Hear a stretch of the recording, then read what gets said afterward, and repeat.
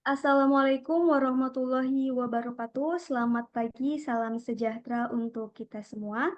Terima kasih kepada Ibu Fitriani Kahar dan teman-teman yang telah memberikan kesempatan kepada kelompok 7 untuk menyampaikan hasil diskusi kami mengenai pemantapan mutu internal bidang kimia klinik. Sebelum itu, perkenalkan anggota kelompok 7 terdiri dari Dian Agustria dengan NIM 009, kemudian juga ada Bella Septiani dengan NIM 011, kemudian ada saya sendiri yaitu Ines Salsa dengan NIM 031, lalu ada Nikmatul Kurnia dengan NIM 049, dan Hanifah Dia Ulhaq dengan NIM 051.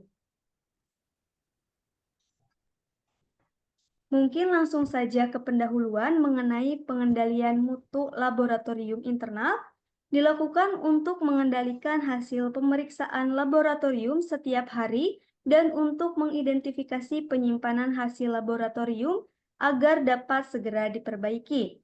Laboratorium klinik adalah suatu fasilitas kesehatan yang mempunyai fungsi untuk mengetahui berbagai penyakit dan keadaan kesehatan yang dapat mempengaruhi kesehatan masyarakat atau individu dengan melakukan kegiatan pengukuran, penentuan, dan pengujian terhadap bahan-bahan yang berasal dari manusia.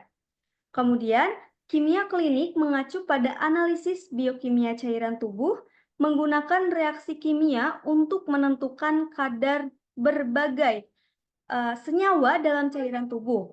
Kemudian ada beberapa tes kimia sederhana digunakan untuk mendeteksi dan mengukur berbagai senyawa dalam darah dan urin, sampel yang umum diuji dalam kimia klinis.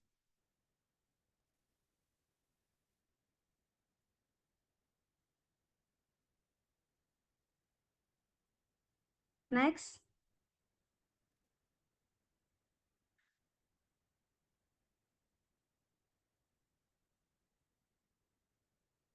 Next.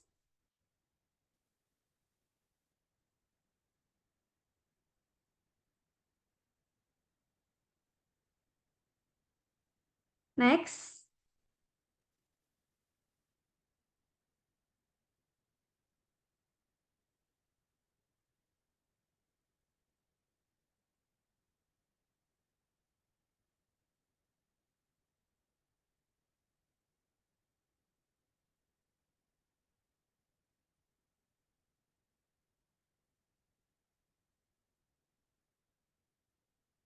Baik, selanjutnya ada tujuan pemantapan mutu internal, yaitu satu, meningkatkan metode pengujian dengan mempertimbangkan aspek analisis dan kritis. Kemudian ada meningkatkan kewaspadaan pegawai agar tidak terjadi kesalahan hasil, lalu memastikan semua proses dilakukan secara akurat dan berkontribusi dalam meningkatkan pelayanan pasien melalui peningkatan mutu laboratorium. Itu merupakan pengertian atau dari Departemen Kesehatan pada tahun 2008. Kemudian selanjutnya ada manfaat pemantapan mutu internal diantaranya yaitu satu, kualitas hasil pengujian meningkat atau akurasi dan presisi. Selanjutnya ada kepercayaan dokter terhadap hasil tes semakin meningkat, biaya layanan kesehatan menurun, pengelolaan laboratorium lebih mudah memantau perubahan yang terjadi, dan rehabilitas hasil pengujian yang tinggi akan mempengaruhi semangat kerja staf laboratorium. Selanjutnya, definisi kimia klinik. Yang pertama, menurut Jurnal Patologi Molekuler Klinis kimia klinik juga dikenal sebagai patologi kimia, biokimia klinis, dan biokimia medis. Merupakan cabang patologi klinis yang umumnya berkaitan dengan analisis cairan tubuh. Semua tes biokimia diklasifikasikan sebagai patologi kimia. Hal ini terjadi pada semua jenis cairan tubuh, terutama pada serum atau plasma. Yang kedua, menurut ilmu kehidupan medis, kimia klinik mengacu pada analisis biokimia cairan tubuh menggunakan reaksi kimia untuk menentukan kadar berbagai senyawa dalam cairan tubuh. Beberapa tes kimia sederhana digunakan untuk mendeteksi dan mengukur berbagai senyawa dalam darah dan urin, yang merupakan sampel paling umum diuji dalam kimia klinis. Next.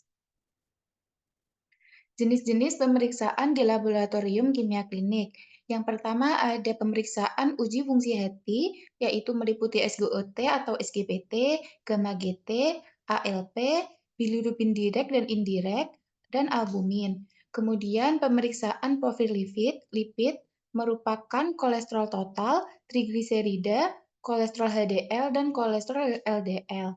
Kemudian pemeriksaan uji fungsi ginjal meliputi asam urat, bun, dan kreatin. Kemudian pemeriksaan glukosa darah meliputi glukosa darah puasa, glukosa darah sewaktu, dan glukosa darah 2 jam PP. Next. Kemudian yang selanjutnya ada pemeriksaan protein yang meliputi globulin, albumin, dan juga fraksi protein. Kemudian untuk uji fungsi jantung meliputi LDH, CKMB, dan juga troponin. Kemudian ada pemeriksaan analisa elektrolit, urinalisis, analisa feses, analisa cairan tubuh yang meliputi cairan otak, cairan sendi, dan juga cairan pleura, dan analisa batu ginjal. Next. Selanjutnya untuk ruang lingkup kimia klinik.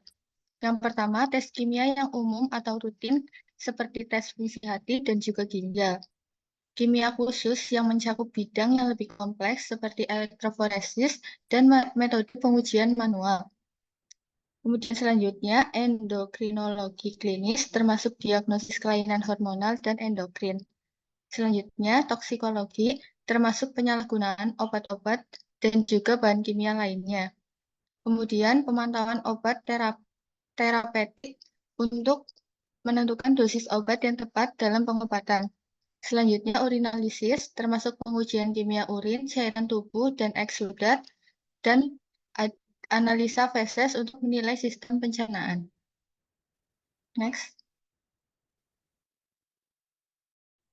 Selanjutnya ada pemantapan mutu internal bidang kimia klinik. Pemantapan mutu internal bidang kimia klinik adalah upaya untuk memastikan bahwa hasil pemeriksaan kimia klinik adalah akurat, dapat diandalkan, dan valid.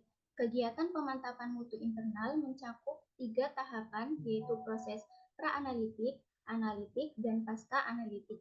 Yang pertama ada tahap pra-analitik, yaitu memeriksa ulang lengkap tidaknya pengisian formular permintaan pemeriksaan.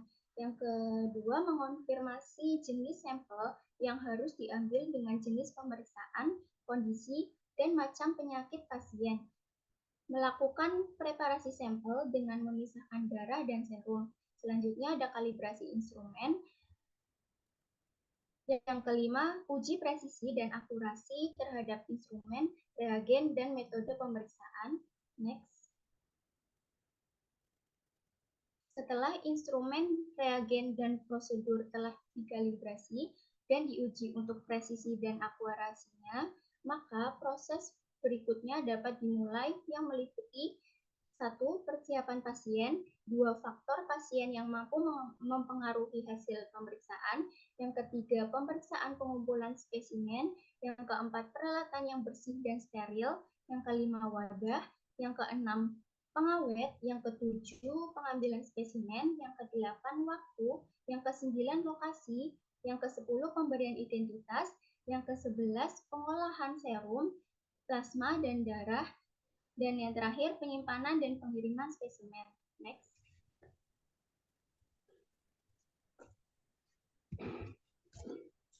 Baik, untuk selanjutnya ada tahap analitik dibagi menjadi beberapa proses. Yang pertama yaitu ada uji kualitas reagensia, yang kedua ada uji ketelitian, uji ketepatan. Terdiri dari presisi dan akurasi. Nilai presisi menunjukkan seberapa dekat suatu hasil bila dilakukan pemeriksaan berulang dengan sampel yang sama. Nilai akurasi atau ketepatan atau inakurasi atau ketidaktepatan digunakan untuk mengevaluasi apakah ada kesalahan acak atau sistematik maupun keduanya. Presisi dan akurasi tidak bergantung satu sama lain. Yang kedua ada jenis kesalahan. inherent random error atau kesalahan pembatasan metode pemeriksaan, systematic shift atau kesalahan sistematis atau juga kesalahan terus-menerus. Yang ketiga ada fault sera dan bahan kontrol.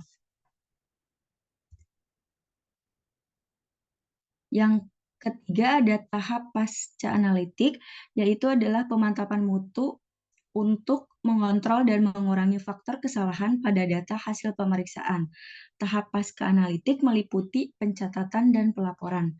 Hal-hal yang perlu diperhatikan dalam pencatatan dan pelaporan hasil antara lain, yang pertama ada kesesuaian antara pencatatan dan pelaporan hasil pasien dengan spesimen yang diperiksa. Yang kedua ada penulisan angka dan satuan yang digunakan. Satuan yang digunakan sebaiknya adalah satuan internasional. Yang ketiga ada pencantuman nilai normal. Selanjutnya ada penyampaian hasil pemeriksaan dan yang terakhir ada dokumentasi atau arsip. Sekian presentasi dari kelompok 7, kurang lebihnya mohon maaf. Terima kasih. Wassalamualaikum warahmatullahi wabarakatuh.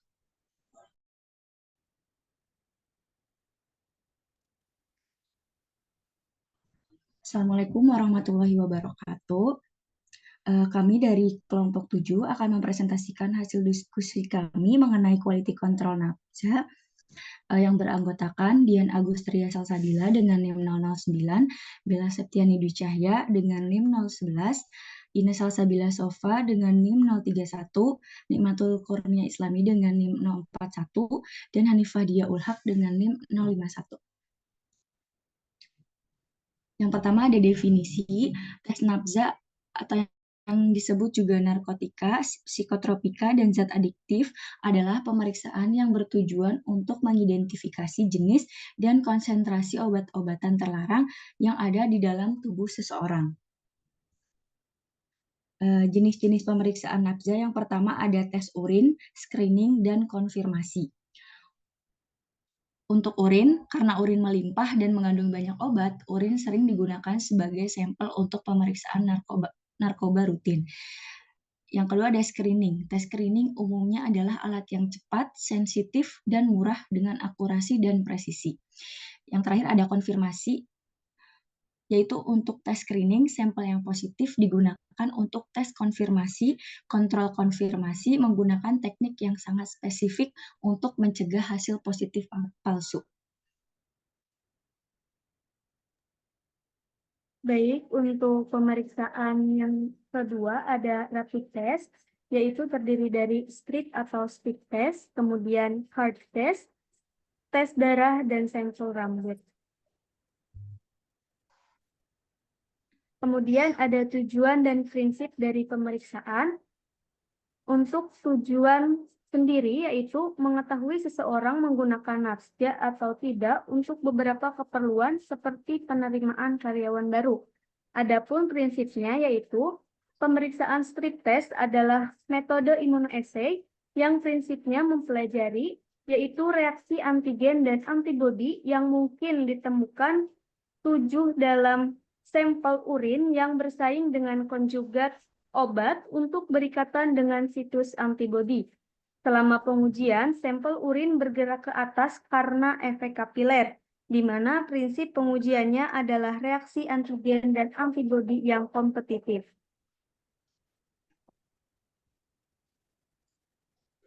Selanjutnya ada pemeriksaan NAPJA. Untuk alat dan bahan yang digunakan ada wadah urin, rapid test urin, kontainer plastik, label yang dimodifikasi atau kodifikasi, kemudian bluing agen untuk mencegah dilusi spesimen oleh donor, dan sarung tangan karet.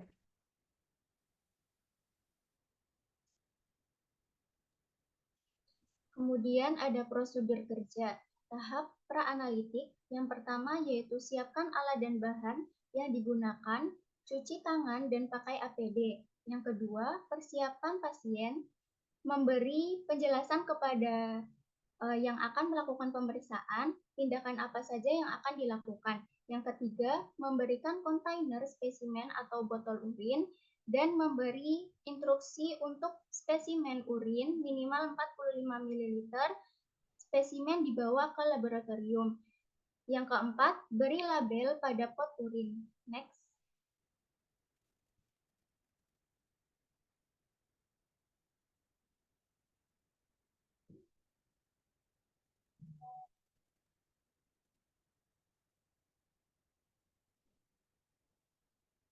Yang kedua ada tahap analitik. Yang pertama, bukalah strip test, kemudian celupkan strip test secara vertikal ke dalam sampel urin selama 10-15 detik. Yang kedua, saat mencelupkan strip test, jangan sampai melewati batas garis maksimum. Yang ketiga, letakkan strip test pada tempat datar, kemudian tunggu hingga terbentuk garis C dan T pada strip test. Next.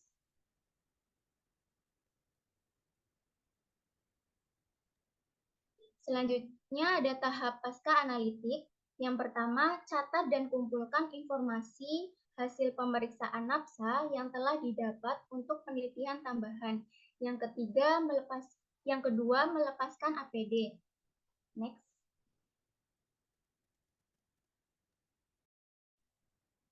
Selanjutnya, untuk interpretasi hasilnya, hasil positif ditandai dengan terbentuknya satu garis merah pada kontrol. Hasil positif palsu pada beberapa reaksi silang dapat terjadi antara lain yang pertama, untuk tes amfetamin, penggunaan pseudoephedrine, ephedrine, phenylephrine, propanolol, atenolol, dan juga levodopa. Kemudian untuk tes opioid, penggunaan biji kopi seperti bagels dan roti. Kemudian untuk pensiklidin atau PCP, untuk obat pilek yang dijual bebas seperti dextromethorphan dan juga doxylamine serta tramadol. Kemudian untuk cannabinoid, makanan yang mengandung hemp dan paparan obat yang langka seperti dronabinol. Kemudian hasil negatif ditandai dengan terbentuknya dua garis merah pada kontrol dan tes. Hasil negatif bukan berarti seseorang tidak pernah menggunakan zat adiksi di masa lalu atau kadar obat berada di bawah ambang batas deteksi alat. Hasil pemeriksaan yang negatif bisa berarti donor tidak pernah menggunakan obat adiksi sebelumnya. Pemeriksaan yang dilakukan tidak memeriksa terlebih dahulu obat yang dikonsumsi. Konsentrasi obat dalam cairan tubuh berada di bawah ambang batas laboratorium. Kemudian yang terakhir, prosedur pengambilan spesimen yang tidak tepat. Next. Untuk cara perawatan tes nafsa dapat dilakukan dengan pembacaan hasil harus dilakukan saat 5 menit. Tidak boleh melebihi 10 menit, karena jika melebihi maka akan terbentuk hasil yang positif palsu. Kemudian, simpan strip test pada suhu kamar dan tempatkan strip test pada bidang yang datar. Selanjutnya, jangan membuka terlalu lama strip test karena dapat mempengaruhi hasil pemeriksaan. Kemudian yang terakhir, simpan strip test pada suhu 2-25 derajat Celcius. Jangan sampai beku dan perhatikan tanggal kadaluarsanya. Next. Selanjutnya, cara kalibrasi tes nafsa. Yang pertama, siapkan quality control positif untuk uji alat strip test nafsa. Siapkan alat strip test nafsa seperti parameter amfetamin, benzodiazepin, kokain, opiat, dan TCH. Kemudian, buka penutup bawah alat strip test, lalu celupkan alat ke dalam sampel QC positif selama 10 detik. Setelah itu, tutup penutup bawah alat strip test. Kemudian, lakukan inkubasi atau diamkan selama 5 menit. Next. Setelah itu, baca hasil interpretasi 5 menit, jangan sampai melebihi 10 menit. Hasil pemeriksaan QC positif ditandai dengan adanya pita merah pada garis kontrol saja, tetapi tidak terdapat garis pita merah pada garis strip test. Jika hasilnya negatif, maka lakukan kembali pemeriksaan dengan alat lain. Next. Berikut akan kami tayangkan video mengenai tes nafsa.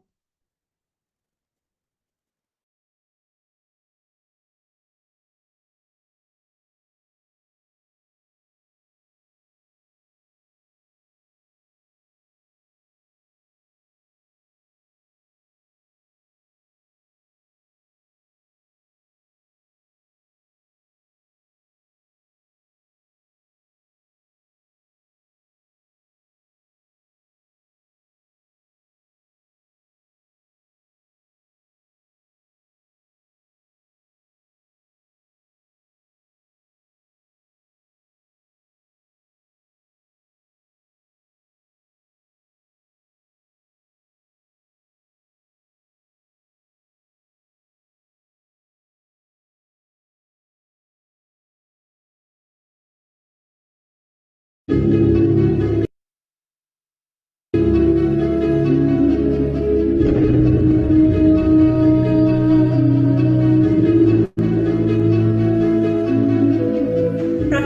toksikologi kali ini adalah identifikasi narkotika, psikotropika, dan zat adiktif di dalam tubuh.